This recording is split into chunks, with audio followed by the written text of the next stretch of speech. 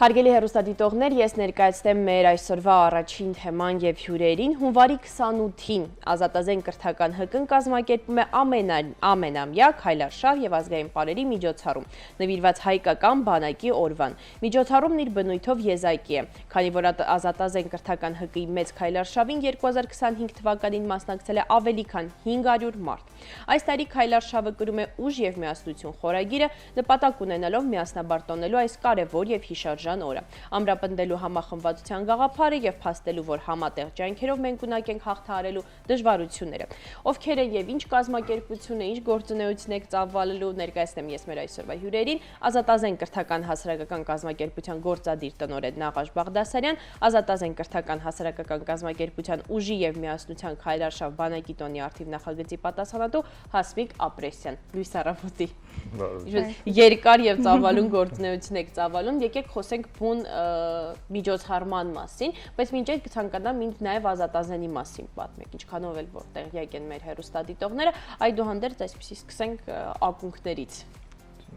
Շատ լավ, շնորհակալություն հրավերի համար։ Իրականում այո, ձեր լսարանը արդեն ծանոթ է Ազատազենի գործունեությանը, որ հակիրճ ասեմ, Ազատազենը զբաղվում է Հայաստանում զենքի մշակույթի տարածմամբ և զարգացմամբ, տարբեր դասընթացներ ենք իրականացնում և զբաղվում ենք Հայաստանում քաղաքացիական ենթակառուցվածքների, ինչպիսիք են քաղաքացիական հրաձգարանների ստեղծմամբ և զարգացմամբ ընդհանուր, որպես իրականում հասարակական կազմակերպություն և համայնքային կազմակերպություն, այս միջոցառումը ոչ միայն համայնքային միջոցառում է մեզ համար, նաև հենց բանակը որպես բարձրագույն արժեք, այդ օրը որպես իսկական տոն նշելու լավ առիթ է մեզ համար և նոր մարդկանց ներգրավելու, համայնքը զարգացնելու համար։ Հասկացա։ Ինչպես կարելի է գրանցվել նախագծին, ինչպես մեր հեռուստադիտողները հիմա նայում են, ասում են, ինչ հրաշալի, ես էլ եմ ուզում քայլել, ինչպես գրանցվեն։ Գրանցումը մինչև ամսի 26-ը բաց է, կարող են մեր սոցիալական էջերում գտնել գրացման հղումը և գրանցվել։ Հրաշալի։ Իսկ ինչ նախապայմաններ կան, օրինակ հնարավոր է ինչ-որ փորձառնություն պետք է ունենան մինչև դա, թե ոչ։ Քայլարշավը նախատեսված է 14-ից բարձր տարիքի անձանց համար, սկսնակներն էլ կարող են մասնակցել, ինքը իրենից շատ բարդություն չի ներկայացնում, միայն այդ երկու նախապայմաններն են, որ 14-ից բարձր և բոլորը կարող են մասնակցել։ Ինչու է ընտրվել այս ձևաչափը, հունվարի 28-ի համար, ինչու հենց քայլարշավ և ինչու հենց այս խորագրով ուժ և միասնություն։ Նախ երկու հիմնական կտորից է բաղկացած միջոցառումը, ոնց որ արշավն է, որը մոտ 15 կիլոմետր երկարություն ունի և բարդ արշավ չի։ Առաջին կտորը ոնց որ միասին բոլորով խնդիր լուծելն է, դժվարությունը հաղթահարելն է, բնականաբար այնտեղ ճանապարհին իրար օգնելով, ընդմիջումների ժամանակ ծանոթություններով, նեթվորքինգով եւ այլն։ Եվ երկրորդ կտորը, մշակութային կտորը, դա ազգային երկու պարի միջոցով տոնը տոնելն է։ Այստեղ երեք հիմնական ոնց որ մարդկային խմբեր են, ներգրաված,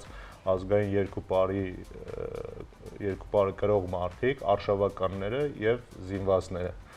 Մեր պատկերացմամբ ոնց որ այս երեք տեսակների համադրությունով ստանում ենք, կարելի ասել իդեալական հայերին, այսինքն մարդիկ, ովքեր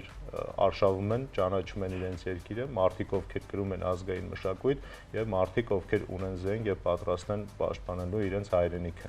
Այս երեք մարդկային ոնց որ տեսակների համադրությունով իմ պատկերացմամբ ստանում ենք իդեալական հային։ Ինչու հունվարի 28-ին, որովհետեւ ինչքան էլ որ մեր գործունեությունը հասարակական է, մենք մեզ ոնց որ հեռու չենք պահում բանակից եւ անվտանգային համակարգից, ընդհանրապես մենք հավատում ենք, որ բոլորը պետք է ներգրաված լինեն հայրենիքի պաշտպանության գործում եւ մեզ համարելով բանակի անբաժանելի մասնիկը, հատկապես այս բարդ ժամանակաշրջանում, որտեղ որ կարող է եւ ոմանց համար մի քիչ տարօրինակ է բանակի տոնը այսպես մեծ շուկով նշելը, այսպես սիմվոլիկայով, բայց մենք գիտենք, որ ոնց որ բարդությունները անկախ ներկայ իրավիճակից, անկախ բանակի ներկայ իրավիճակից գիտենք, որ բարդությունները դրանք ժամանակավոր են եւ պետքա դիմակայություն ունենալ այս նմանատիպ կարևոր տոները նշելով նաեւ տարանջատել կարևորն ու անկարևորը իսկ բանակի տոնը մեր համոզմամբ դա շատ կարևոր տոն է եւ ընդհանրապես զինված ուժերը հայ ժողովրդի համար զինված ուժեր ունենալը դա դարավոր երազանք է եղել էլի հիմա միջոցառման նպատակն է նաեւ հենց դա շեշտադրել է որ անկախ իրավիճակից, անկախ դժվարություններից, անկախ ժամանակաշրջանից խաղաղության միևնույնն է ոնց որ բանակը շարունակում է լինել բարձրագույն արժեքն էս համար։ Ինչ հրաշալի։ Այսպես դուք ներկայացնում եք, բայց ես կարծում եմ, որ պետք է մի փոքր փակագծերը բացենք, հստակ օրակարգ կա ամսի 28-ին, որտեղ ենք հավաքվում, այդ քայլարշավը որտեղ է լինելու, խուստուկ չեմ բարձրանում ենթադրում, քանի որ ասում եք շատ պարզ է ամեն ինչ, բայց ընդհանուր օրակարգը ինչպիսին է, ես երբևէ այդպիսի ծավալուն քայլարշավի չեմ մասնակցել, բայց տեսել եմ տարբեր տեսանյութեր, որ այդպես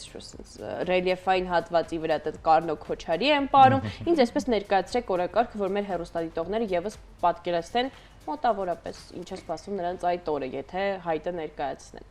Քայլարշավի համար առավոտյան 8:30-ին հավաքվում ենք Երևանի Կայարանամերձ հրապարակում Սասունցի Դավթի արձանի մոտ, որից տեղափոխվելու ենք դեպի Ազատի ջրամբար մեքենաներով։ Ազատի ջրամբարից արդեն սիրտս թփթփում է, դա տեղից սկսած արդեն քայլարշավը սկսում է։ Ազատի ջրամբարից արդեն սկսելու ենք քայլարշավը, քայլելու ենք դեպի Ազատազենի Երևանի քաղաքացիական հրաձգարան, որտեղ էլ ամփոփելու ենք արդեն միջոցառումը ազգային երկու պարով։ Հրաշալի։ Եկեք խոսենք 2025-ից։ Ինչ գործունեություն եք ծավալել նախորդ տարի, ինչ կարևոր եւ հիշարժան իրադարձություններ են եղել ՀԿ-ի կյանքում։ 2025-ին հենց արշավով սկսել է, իրականում մենք ի սկզբանե արշավը անում ենք զենքերով եւ ամբողջ ոնց որ կարելի ասել զինվորական հագուկապով եւ անցած տարի եւս պլանավորել էինք այդպես անենք արշավը, բայց այնպես ստացվեց, որ վերջին երկու շաբաթվա ընթացքում ոնց որ պլանավորածից կրկնակի մարդիկ գրանցվեցին ու անվտանգության նկատառումներից ելնելով չեղարկեցինք զենքերը, ոնց որ մարդկանց ասացինք առանց զենք եկեք, որովհետեւ անվտանգությունը ապահովելը ոնց որ անհնար էր դառնում, իսկ դա մեր համար առաջնային է։ Ամենակարևոր սկիզբը արշավն էր, մեծ քայլարշավը որը էլի բանակի տոնին էր, հետո ունեցել ենք տարբեր էլի համայնքային մեծ միջոցառումներ, ինչպիսիք են Երևանի հրաձգանի հիմնադրման 4-ամյակը, համահայկական մրցույթները, մոտ 100 մասնակցող 3 տեսակի մրցույթներ ենք իրականացրել ենք երկու տարբեր դասընթացներ, դիպուկների դասընթաց, տակտիկական խմբերի դասընթաց ու մեծամասամբ նաև ներքին կարողությունների վրա ենք ներդրումներ կատարել մեր համայնքի եւ նվիրատուների օգնությամբ, ենթակառուցվածքների զարգացում եւ այլն։ Այս պայդրությամբ կազմակերպության, մեկ էլ մեր թվանք ռազմախանութն ենք բացել, այսինքն հիմա Ազատազենը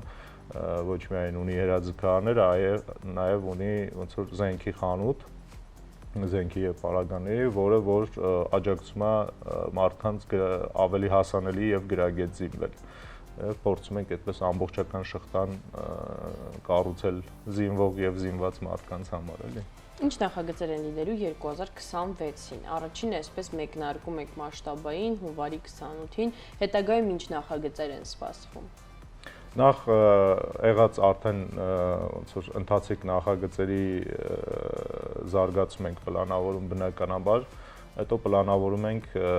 տարվա ընթացքում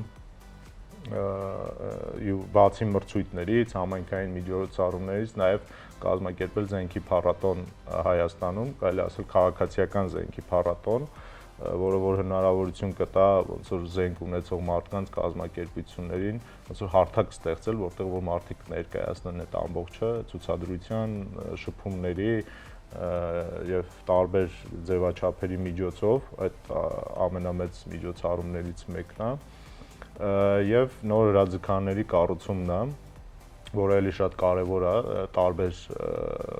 հիմնականում մեծ քաղաքներում մենք նպատակ ունենք բոլոր մարզերում եւ մեծ քաղաքներում ունենալ քաղաքացիական հրաձգարաններ կառուցել։ Եվ առանցքային կտորներից մեկը դա դասընթացների ծավալային մասշտաբային զարգացումն է։ Ունենալու ենք դիպուկներին նոր դասեր, ունենալու ենք տակտիկական դասեր, ԱԹՍ վարման եւ կառուցման ինժեներական դասընթացներ, մնացած ոնց որ ներքին ծրագրերը, որ իրենք փոքր ծրագրեր են, բայց շատ կարեւոր են ներքին զարգացման համար։ Հրաշալի։ Շնորհակալ եմ շատ մեզ հյուր գալու համար։ Հույսն է մեր հեռուստադիտողները բավականին բաներ քաղեցին այս ամեն ինչ եւ հայտադիմումների քանակը մի փոքր կբարձրանա, անգամ տեղ ու տարապ չեք ունենա։ Ձեզ հաջողություն այս պատասխանատու եւ կարեւոր գործում եւս մեկ անգամ շնորհակալ ենք, որ ժամանակ հատկացրեցիք եւ եկաք մեր տաղավար։ Շնորհակալություն։ Մենք ենք շնորհակալ, դուք եւս համեցեք մեր արշավին։ Փորձեմ, ես չեմ, տեսեք, սա այն տիրույթն է, որ չեմ կարող խոստանալ, որ ես ներկա կգտնվեմ, բայց վստահ եմ, որ մեր հեռուստադիտողներից շատերը այնտեղ են լինելու։ Շնորհակալություն մեր հեռուստադիտողներին, չենք փոխում հեռուստաալիքը, մնում ենք Կենտրոն հեռուստաընկերության եթերում, դիտում ենք կարճատև գովազդ եւ դիմավորում մեր հաջորդ հյուրին։